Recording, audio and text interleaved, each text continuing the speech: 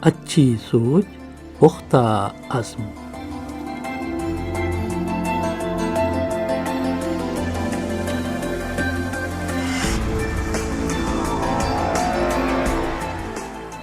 سامعین کرام، پروگرام کی تازہ قسط پیش خدمت ہے۔ مفید عادات کو اختیار کرنا۔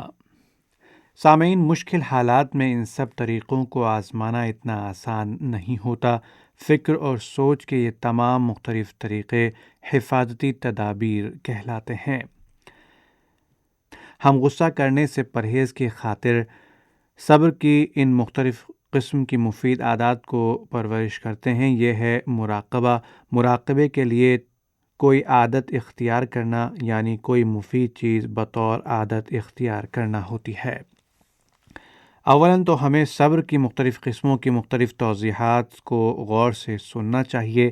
اس کے بعد ہمیں ان پر غور و فکر کرنا چاہیے تاکہ انہیں سمجھ سکیں اور یہ دیکھ سکیں کہ کیا واقعی میں اس میں کچھ دانائی ہے۔ اگر ان کی کوئی تک بنتی ہے اور ہماری سمجھ میں آتی ہے اور ہمارے پاس ان پر عمل کرنے کی کوئی ترغیب بھی ہے تو ہم ان پر بار بار عمل کر کے اور ان کی مشق کر کے انہیں مفید عادت کے طور پر استوار کرنے کی کوشش کریں گے۔ یہ کام پہلے ان نکات کا جائزہ لینے سے شروع کیا جاتا ہے۔ ان نکات کا جائزہ لینے کے بعد سب چیزوں کو اس طریقے سے دیکھنا اور محسوس کرنا ہوگا۔ ہمیں اپنے تصور سے کام لے کر اپنے من میں ان حالات کی تصویر بنانا ہوگی۔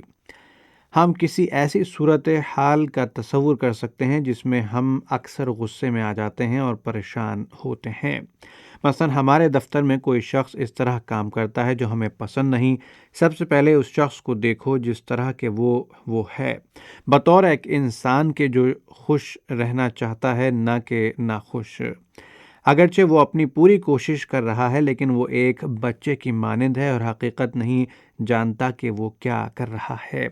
اگر ہم اس کے بارے میں اس طریقے سے دیکھیں اور محسوس کریں اور جب ہم گھر میں خاموش بیٹھے ہوں تو اپنے دل میں اس کو دہرائیں۔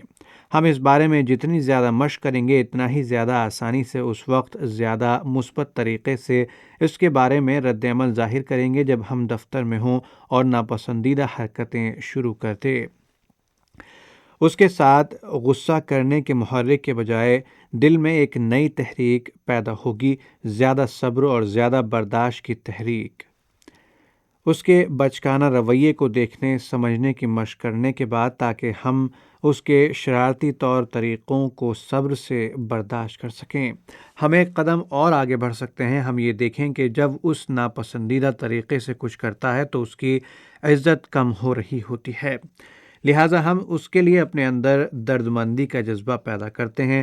ہم مراقبے کے ذریعے اس طریقے سے دیکھنے اور محسوس کرنے کی عادت ڈال سکتے ہیں۔ جب صبر کے ساتھ دیکھنے اور محسوس کرنے کی فائدہ مند عادت پڑ جاتی ہے اور اسے اور ہمارا حصہ بن جاتی ہے، یہ ہمیں درپیش مشکل حالات کا سامنا کرنے کا ہمارا قدرتی طریقہ بن جاتا ہے۔ جب ہمارے ذہن میں یہ تحریک پیدا ہوتی ہے کہ ہم غصہ کریں تو اس میں کچھ وقفہ پیدا ہوگا۔ ہم فوراً رد عمل ظاہر نہیں کریں گے اور زیادہ مفید برتاؤ کرنے کی مثبت تحریک پیدا ہوگی۔ سوچ و فکر مراقبے کی بدولت مفید عادات پیدا کر کے ہم معاملات کو زیادہ صبر سے دیکھیں گے اور ان کے بارے میں زیادہ برداشت کا اظہار کریں گے۔ ہمارے ذہنوں میں زیادہ مثبت اور متبادل حل آئیں گے اور قدرتی طور پر ہم انہیں اپنائیں گے کیونکہ ہم چاہتے ہیں کہ ہم خوش ہوں اور یہ متبادل حل ایسے نتائج پیدا کریں گے۔ سامعین، ایسا کرنے کے لیے ہمیں ارتکاز کی ضرورت ہے۔ اسی لیے اسلام میں ارتکاز استوار کرنے کی خاطر کئی طریقے بتائے گئے ہیں۔ یہ طریقے محض ایک خیالی مشق کے طور پر نہیں ہیں سیکھے جاتے، بلکہ ان پر انہیں استعمال کرنے کی خاطر عمل کیا جاتا ہے۔ تاہم محض ضبط نفس اور پابندی قاعدہ ہمیں منفی تخریبی رویے سے نہیں روک سکتے۔ اگر ہم محض ضبط نفس اور پابندی قاعدے سے کام لیں تو غصہ ہمارے اندر ہی رہے گا۔ ہم باہر سے تو بڑے مضبوط نظر آئیں گے مگر اندر غصے کی آگ بھڑک رہی ہوگی جو ہمارے اندر ایک ناسور پیدا کر دے گی۔ لیکن اس کے برعکس اگر ہم یہ طریقے صحیح طرح استعمال کریں تو غصہ پیدا نہیں ہوگا۔ یہ غصے پر قابو پانے اور اسے اندر چھپائے رکھنے کا معاملہ نہیں، بلکہ یہ معاملہ ہے ان محرکات کے نعم البدل تلاش کرنے کا جو ہمارے ذہن میں ابھرتے ہیں، بجائے اس کے کہ منفی محرکات پیدا ہوں اور ہمیں انہیں اندر دبا کر ان سے نمٹیں، مثبت محرکات ابھریں گے۔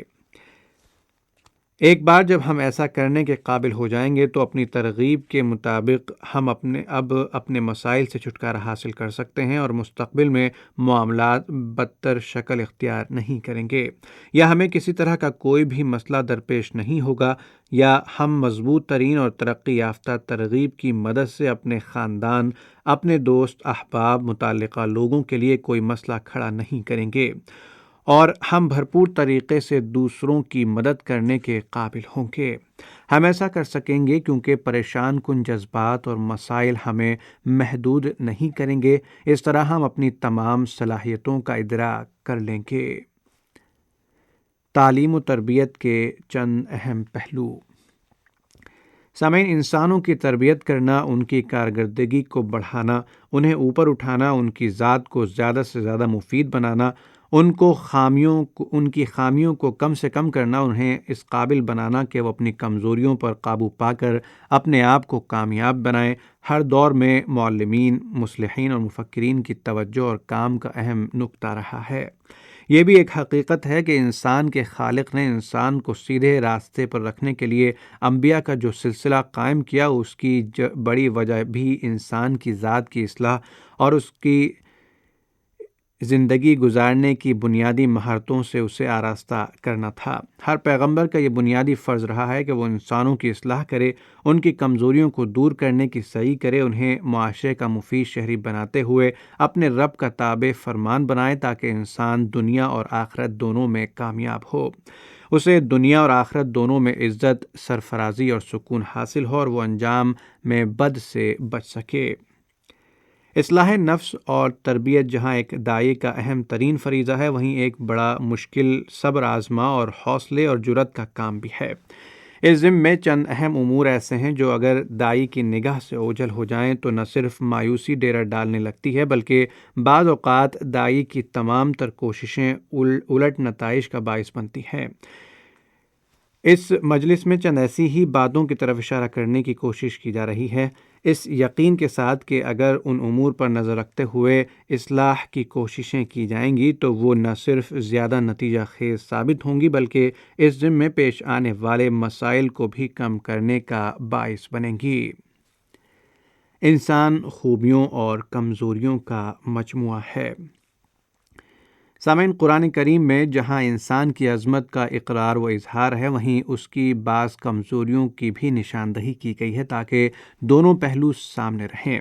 ایک طرف اس امر کا اظہار ہے کہ لقد خلقنا الانسان فی احسن تقویم، ہم نے انسان کو بہترین صورت میں پیدا کیا ہے، تو دوسری طرف قرآن اس بات کی طرف بھی اشارہ کرتا ہے کہ وَخُلِقَ الْإِنسَانُ ضَعِيفًا، اور انسان کو طبعی طور پر کمزور پیدا کیا گیا۔ انہ کان ظلوما جہولا، بے شک انسان ظالم بھی ہے اور جاہل بھی۔ اولم یر الانسان انا خلقناہ من نطفۃ فاذا ہوا خصیم مبین، کیا انسان نے انہیں نہیں دیکھا کہ ہم نے ان کو نطفے سے پیدا کیا پس وہ کھلا جھگڑالو بن گیا۔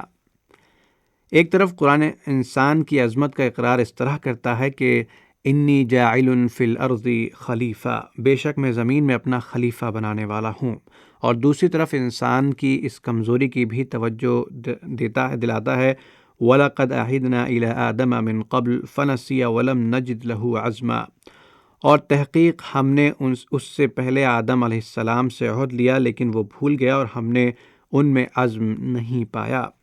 کہیں اس بات کا تذکرہ یہ ہے کہ الذی خلقک فسواک فعدلک، جس نے تمہیں پیدا کیا، درست کیا اور ٹھیک ٹھیک متناسب بنایا، اور کہیں یہ کہا گیا ہے کہ وکان الانسان عجولا، اور بے شک انسان بڑا جلد باز ہے، وکان الانسان کفورا، اور انسان واقعی بڑا ناشکرا ہے۔ وَكَانَ الْإِنسَانُ قَتُورًا، واقعی انسان بڑا تنگ دل واقع ہوا ہے۔ سامعین، کسی بھی مصلح کے لیے اور بالخصوص جو افراد قیادت کے منصب پر فائز ہوتے ہیں ان کے لیے اس بات کا سمجھنا بہت ضروری ہے کہ ہر انسان، خواہ وہ بڑا ہو یا چھوٹا، تعلیم یافتہ ہو یا ان پڑھ، قائد ہو یا کارکن، حتیٰ کہ کسی نیکی یا شر کے کام کا علمبردار ہی کیوں نہ ہو، اس میں خوبیاں بھی ہوں گی اور کمزوریاں بھی۔ خوبیوں اور کمزوریوں کے تناسب میں فرق ہو سکتا ہے، لیکن یہ بات ہر حال میں یہ حقیقت ہے کہ کمزوریوں اور خامیوں سے پاک صرف اللہ کی ذات ہے، وہ خالق کائنات ہے۔ سبحان اسی کی صفت ہے اور وہ اپنی اس صفت میں یکتا ہے۔ اپنی ذات میں ہر خامی، کمزوری اور عیب سے پاک صرف اللہ بزرگ و برتر کی ذات ہے۔ انسانوں میں جو جتنا زیادہ اپنے آپ کو غلطیوں سے پاک رکھتا ہے وہ اتنا ہی اللہ رب العالمین کو محبوب ہے۔ انبیاء کی معصومیت بھی ان معنوں میں ہے کہ اگر کبھی بشری کمزوری کی بنا پر ان سے کوئی غلطی کا صدور ہونے لگے تو اللہ رب العالمین خود ان کی حفاظت فرماتا ہے اور انہیں اس غلطی سے بچا لیتا ہے یا ان کی اصلاح فرما دیتا ہے۔ سورہ یوسف میں اللہ رب العالمین اپنی اسی حکمت کو بیان کرتے ہوئے ارشاد فرماتا ہے وَلَقَدْ هَمَّتْ بِهِ وَهَمَّ بِهَا لَوْلَا أَن رَأَىٰ بُرْهَانَ رَبِّهِ، اس کی طرف بڑھی اور یوسف بھی اس کی طرف بڑھتا اگر اپنے رب کی برہان نہ دیکھ لیتا۔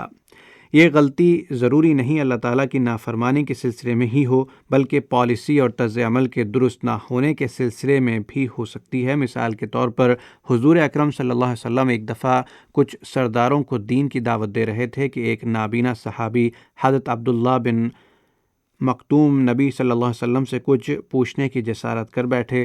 بشری تقاضے کے تحت حضور صلی اللہ علیہ وسلم کو یہ بات ناگوار گزری تو اللہ رب العالمین نے فوراً اصلاح کرتے ہوئے پوری امت کو یہ سبق دے دیا کہ اللہ کے نزدیک وہ زیادہ اہم ہے جو اپنے اصلاح کرنے کی جد و جہد میں مصروف ہے۔